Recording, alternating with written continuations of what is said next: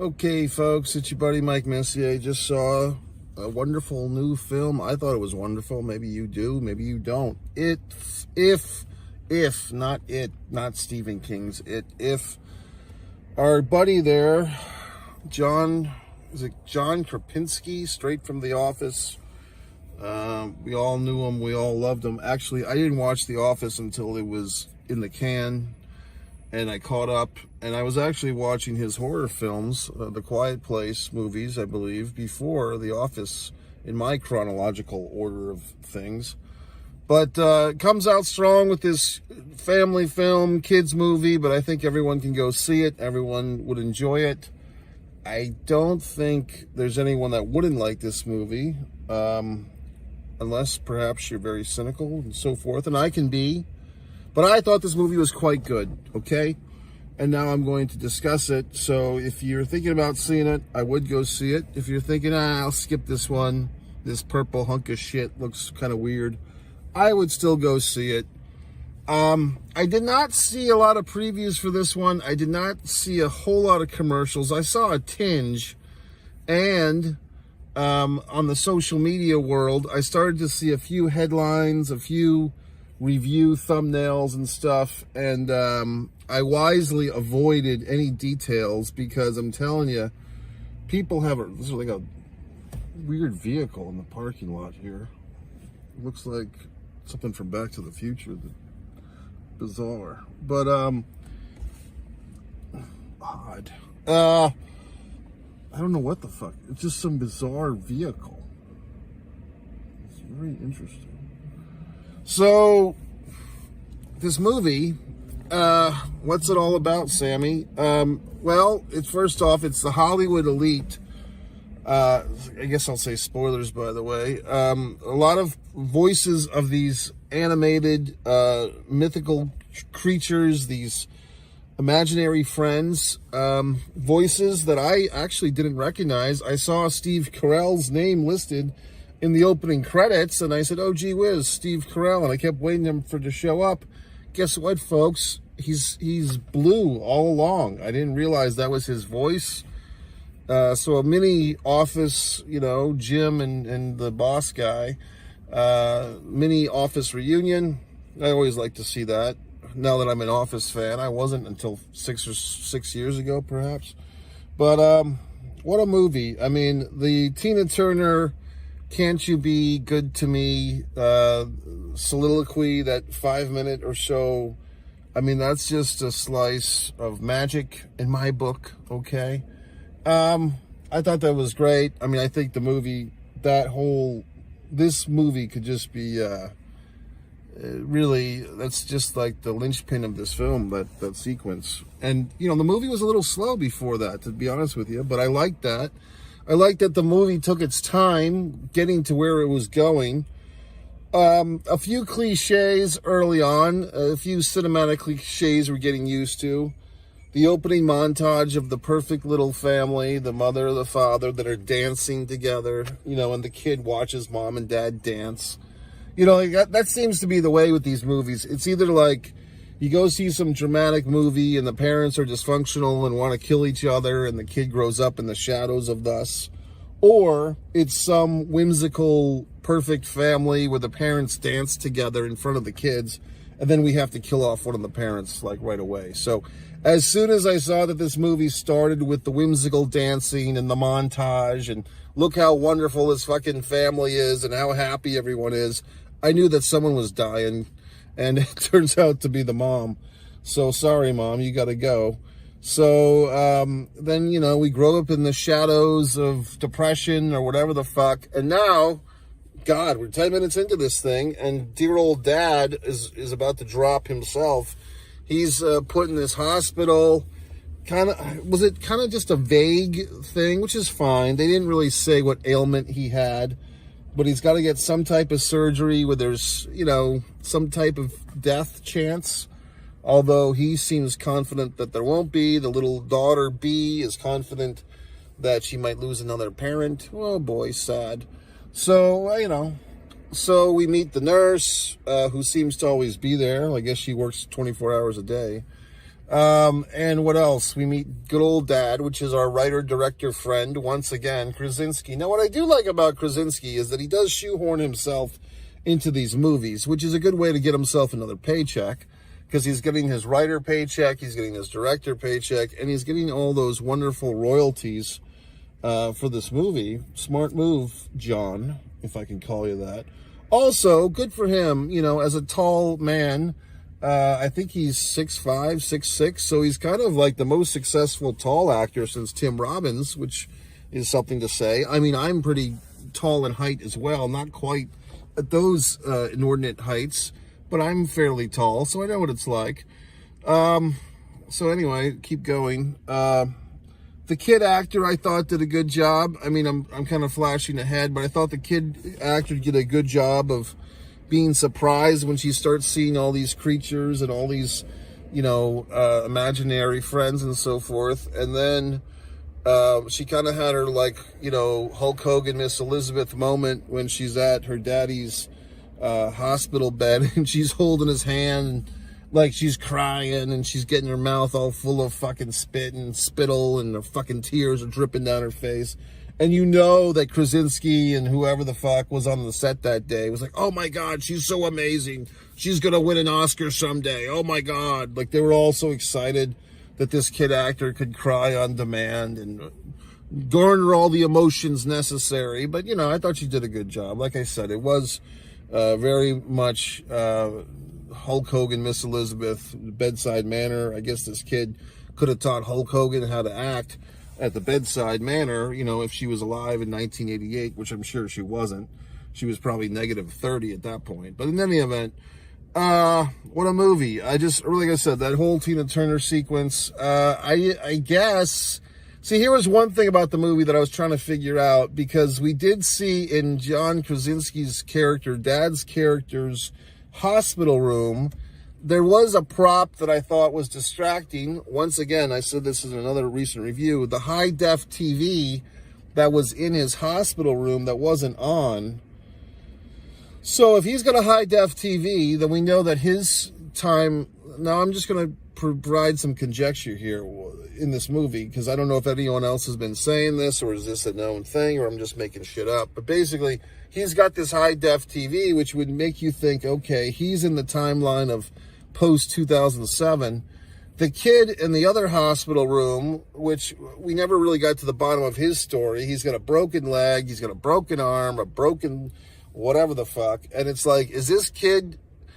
There are two possibilities with this kid. Either he's the victim of child abuse and he's getting his ass kicked by some asshole person who's beating this kid up and breaking all his bones, or he's got like the weak bone condition, you know, like people that there's a, I don't know what it's called, but I think there's one or two conditions like that where you have just very weak bones and you're just apt to, your bones just break. And I had a teacher in my childhood who she was walking around with like a cane sometimes, and she was always kind of in pain. And like, you know, she explained to us one day, like, hey, you asshole fucking suburban kids, stop making fun of me, because this is my problem. I have this fucked up condition. So we all felt bad. Now, what else? So, yeah, we never figured out what's up with that kid. And we never really, like, there's some unanswered questions with this movie. I hope they don't force a sequel. I think this would be a good movie where 20 years from now, they could have a sequel. Like, kind of like, okay, we have this movie If, leave it alone, let it simmer for a generation or two. And kind of like the Willy Wonka, where, like, you know, the Johnny Depp Willy Wonka, I think, fell flat, but I think the recent Willy Wonka was fine. So I think you could revisit this movie, but give it 20 years. Like, let's play this game now, because now we're seeing this whole thing with these movies are having these sequels that are 20 years in the making with Top Gun Maverick and these other movies.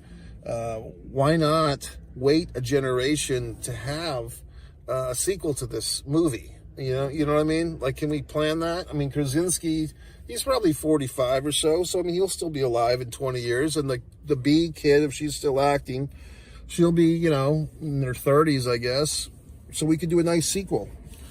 So the big, once again, spoiler alert, the big surprise, see, I thought we were headed somewhere else. I thought there was a moment in this movie where the kid with the broken leg and the bad arm and everything, and he couldn't see any of the imaginary friends, but he said to the little girl B at the end of that sequence, but you're still my friend. And I thought at this moment, because that kid also didn't have a TV that worked in his room, he kept referencing that his TV didn't work. And I kept thinking, is this kid like in some different time zone? Like, because it felt like at different times because the cat was watching Kurt Loder on MTV. It felt like this movie was taking place like in 1992 or 93 or 94. And they were having like nostalgia for the mid 80s with Tina Turner's album. But then Krasinski's hospital bed room threw that off because he's got the HD TV. So I was wondering, is there some type of time play in this thing? And then it got me wondering, with that little kid couldn't see the other imaginary friends, but he could see the little girl. Could he see the Ryan Reynolds character? I don't remember, to tell you the truth. But he could see B, and my thought was, is B dead? Like, is B in the realm of the dead? Did she die in some type of accident with her mother? And her father, who's like in the normal world that we're in, holding on to life, but she's kind of a conduit. She's kind of a, what do you call it? Like a transfer character. Like, she's in between worlds, the kid. So she, for whatever, like, she's kind of dead, or she's kind of in this purgatory state. So I was thinking the big reveal, because I knew that we were headed to a big reveal. I mean, this is the type of movie that's like, okay, where's the big reveal? So I thought the big reveal that was basically that B was like some type of ghost, or B was a fucking imaginary friend. Like, B is actually dead, and now her fate is to be this, the kid with the broken legs imaginary friend. But then she has all these goddamn imaginary friends. So I didn't know what the fuck was going on. But I was thinking it was something along that. Not, spoiler alert, the big fucking reveal is, oh my God, the Ryan Reynolds character, who initially was a bit creepy when he's sneaking inside a 9-year-old girl's room. Okay, that was a little creepy. But this Ryan Reynolds character, who we've come to know and love, and he starts off as a curmudgeon, and what the hell's going on with this character, and he's the only human among all these imaginary characters. It turns out he's an imaginary friend too. So he's the little girl's imaginary friend, and he's kind of like the pimp in the box for the other imaginary friends.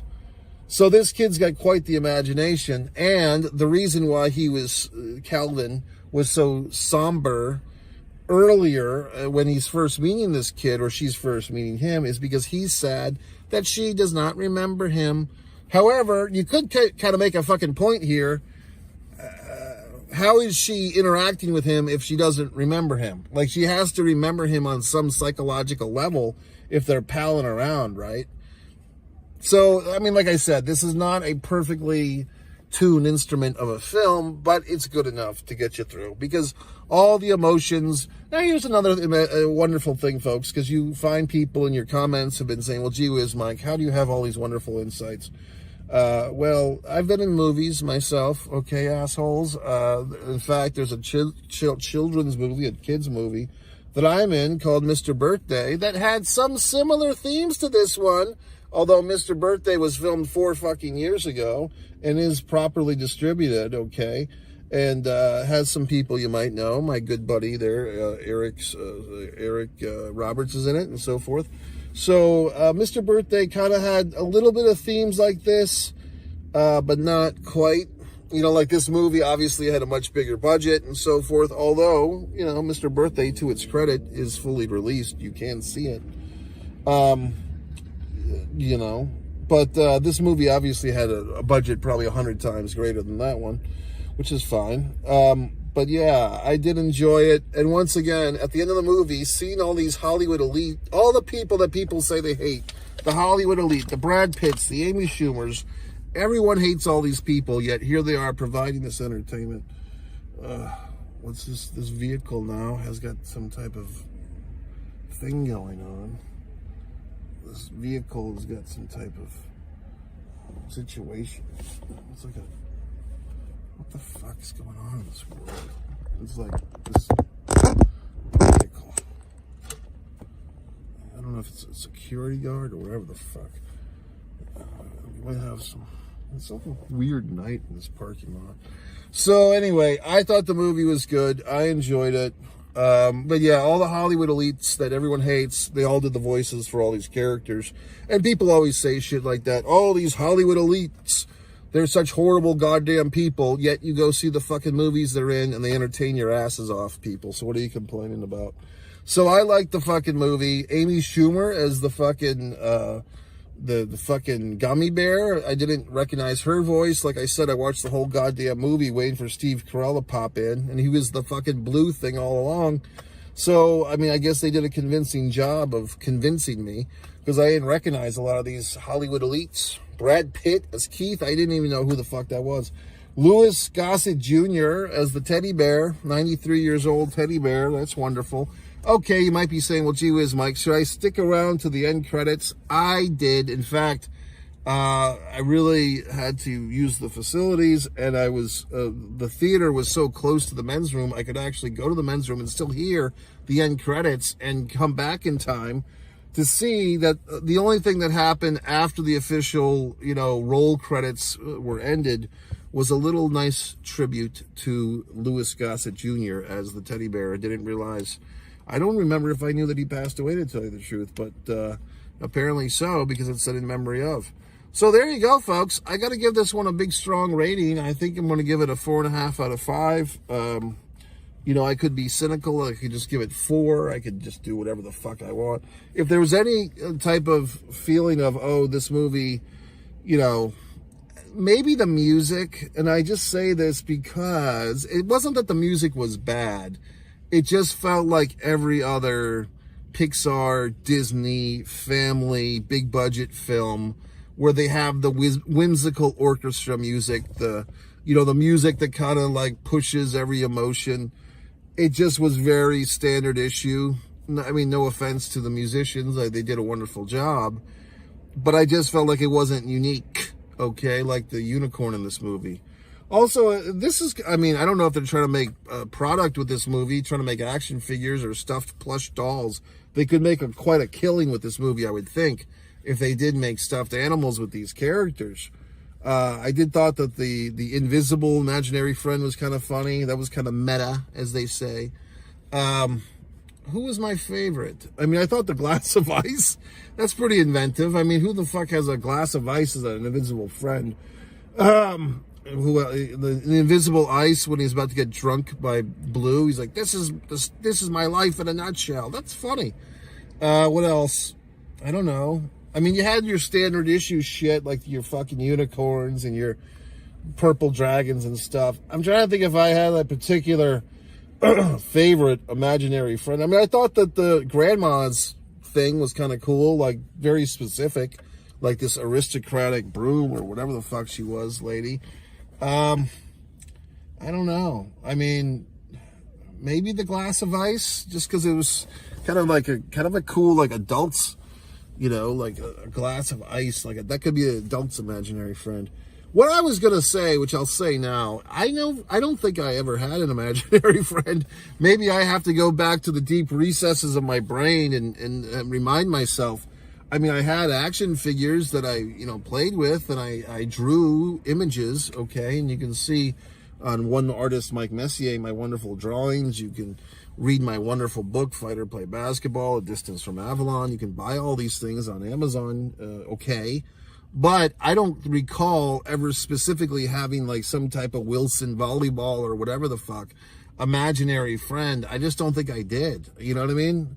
So, not that I'm holding any begrudgings against anyone that did or didn't. I just don't recall that I did that type of thing. Now, I mean, I remember the wrestler Rick Steiner had his fucking Alex or whatever the fuck. I just don't think I did this type of nonsense. So anyway, I like the movie, even as someone who was a non-imaginary friend kid. MikeMessier.com. Subscribe to Mike Messier. One Mike Messier for your movie reviews, one man in a camera.